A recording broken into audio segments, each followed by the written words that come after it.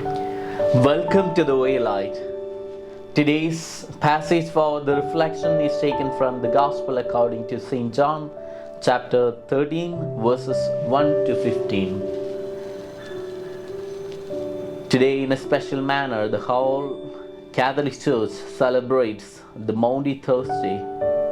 This is a special day in which Jesus Christ instituted two sacraments. One is Holy Eucharist, the second one is a priesthood. In the three synoptic Gospels, which means the Gospel according to St. Matthew, Gospel according to St. Luke, and also the Gospel according to St. Mark. In these three Gospels, we see the institution of the Holy Eucharist in the Last Supper. But in a different manner, we see the washing of the feet in the Gospel of St. John. These aspects had taken place in the Last Supper only, but in the Synoptic Gospels, it is only mentioned the institution of the Holy Eucharist, in the sense in which Jesus took the bread and gave thanks to the Lord, blessed it, and broke it and gave it to his disciples, saying, "This is my body, which is given to you all." And the same way he took the chalice and gave thanks to the Lord and blessed it and gave it to his disciples, saying, "This is my body, which will be given up for the salvation of all." So in that way, Jesus presented himself, and he had shown himself as a sacrifice for the entire humanity. Jesus was expressing himself as a sacrificial victim.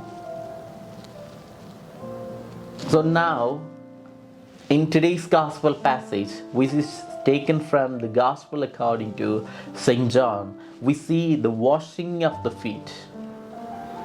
This had happened in the Last Supper only, and which is not mentioned in the three Gospels, three synoptic Gospels. It is mentioned only in the Gospel according to St. John. It's a very unique passage. At the Last Supper, Jesus washed the feet of the disciples.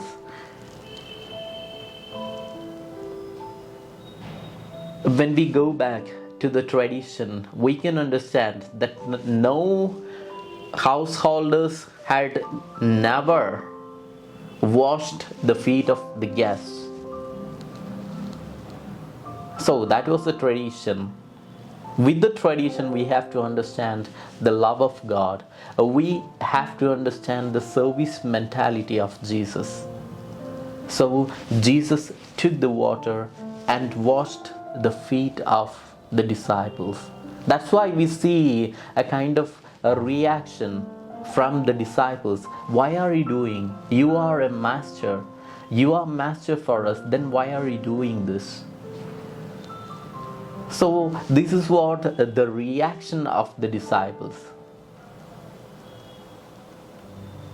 Because they have gone through, it was their custom that the householder will never do such thing, and even the master. Now Jesus Christ is the master of them all, and the master is washing the feet of the disciples. So that was a unique experience for them. I want to just connect this with the Genesis, the book of Genesis, chapter 18. In the beginning of that chapter, we see while Abraham was remaining in his tent, three persons, godly figures, came to his tent. And as he came over, Abraham said, "You can rest beneath the tree and the water will be brought. The water will be provided." So that means The householder will never wash the feet of others, even the guests. Guests themselves will wash the feet and will get into the tent or house. So that was a custom that was being followed all through the generations, and Jesus brought a kind of change in it. And then what did Jesus say after the washing of the feet? You do as I have done it to you. In a special manner, we can understand that Jesus did not say, you do what I have done to you. Not what I have done to you, but Jesus said, you do as I have done to you. As I have done to you. Which means this is a kind of symbolism. This is a symbolic way of presenting Jesus himself, the entire life of Jesus. The service mentality of Jesus. That's why Jesus said once, the Son of Man came not to be served, but to serve. The Son of Man came not to be served, but to serve. This is the aspect, and Jesus tells in a symbolic way that you have to do as I have done to you. You have to do to others as I have done to you. So my dear friends, as we are here meditating upon today's gospel passage and the action of Jesus Christ, the deeds of Jesus Christ, let us all imbibe the spirit, the symbolic aspect of Jesus' action into our life. Thus we will be able to serve others in all the ways possible. May God bless us all.